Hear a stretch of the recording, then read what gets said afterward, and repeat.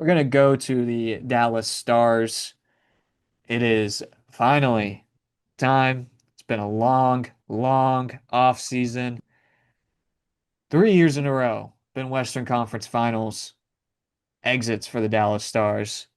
They're going into this season, man, just hoping that they don't see Edmonton in the playoffs. Just hoping. I'm hoping at least, but I mean, opening night tonight against the Winnipeg Jets. I'm excited for the season. Of course, I'm always excited for Dallas Stars hockey. I think that it's really interesting how I guess over overrated. That's such a strong word in sports, but the Stars have been so overrated the start preseason like rankings, preseason power rankings for the last few years. I remember actually last year, after the Pavelski retirement, after really kind of, at least retaining Matt Duchene, but losing a few important players, um, they ranked us number one in the league preseason. This year, I've seen, and I don't know who this, I believe this was ESPN, which, you can take anything that ESPN says with a grain of salt, but they ranked the Stars second this season going into the season. Just super interesting. I don't see why that's the case. I think that they ranked us over Edmonton at the point. Vegas was number one. I think they ranked us over Edmonton because he was still having his contract disputes, Connor McDavid, that is. He's now officially re-signed with Edmonton for a really low price in my, obviously, less than Mikko Rantanen and less than Jack Eichel now, who just got paid from the Golden Knights. Um, but I mean, I think that this is going to be a really interesting um, season. This is especially for somebody like Jake Ottinger. Um, there was, of course, you can argue that you don't even have to argue. The Pete DeBoer benching in Game 5 against Edmonton is what got him fired. And Jay Geiger has still really kind of not let that go. And, you know, not a good decision, obviously, by Pete DeBoer. I will say that Pete DeBoer was in the wrong, and the Cowboys were right to fire him because he didn't take the players' stand in the press conference afterwards. He still said that it was a good decision. He said that he didn't back up his franchise goalie, but you can't admit that Jake Ottinger has the dog in him to beat Edmonton. He has struggled against Edmonton now 2 years in a row, and that was a really poor start from him. The defense was playing bad. It was a poor start for him. And so, even if we do keep him in, you win that game. What are the odds that you win the next two games against Edmonton with Jake Ottinger in net? He has been struggling. He got outplayed by Stuart Skinner 2 years in a row. I'm not saying that Jake Ottinger is not the answer.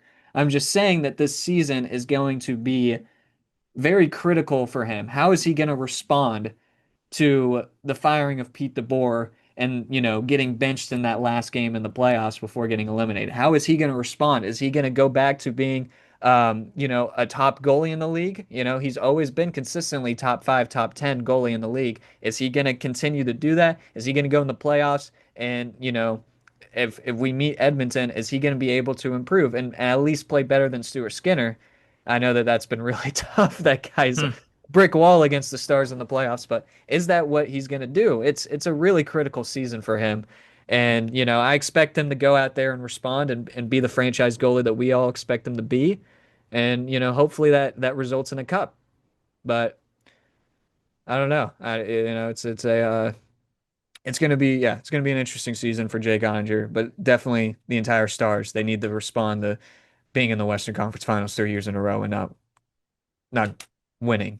So, And it's such high standards here too when you're in the Western Conference Finals like that and you fire your coach and the pressure that's on Glenn, am I saying his last name Gulutzin?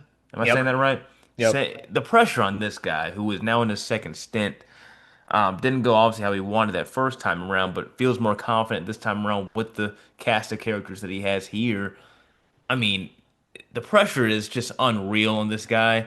I don't know how he can possibly manage it, but he's here in this position for a reason. Clearly, he's confident in his abilities coming from Calgary.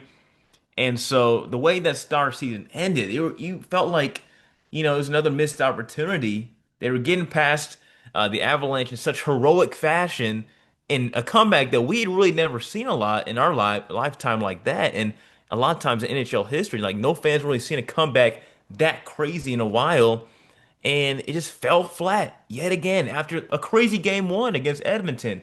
So I understand where the Stars are coming with Jim Neal and firing Pete DeBoer, but it just felt so odd because you have that crazy record in game sevens, and it's like similar to Bruce Bochy. It's Hard like, to do you fire get rid that. of that? It's hard. How do you fire that? And It really is hard, yeah. And it's really interesting. I mean, you bring that it's crazy to think that a year ago we probably would have never thought that Pete DeBoer and Bruce Bochy would both be out of their jobs with the Rangers and Stars.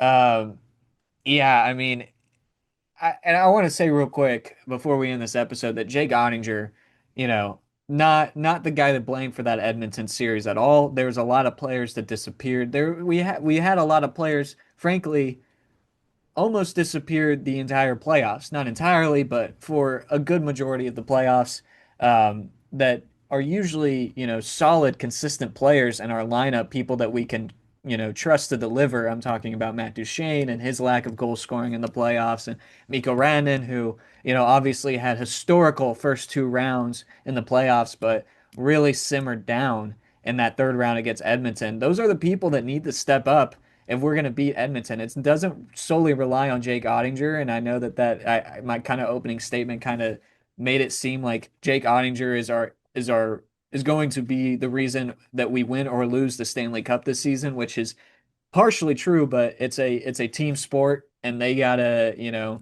if they're gonna have those, they just can't burn out like they have been. You said it's one of the most exciting two first series that a hockey team had. They looked like they were ready to compete. They looked like they were on a magical playoff run, and it just ended. It just straight up ended in game two against Edmonton, and it never got back on the road. And that's a whole team effort right there, not on Jake Ottinger, but the whole team. So.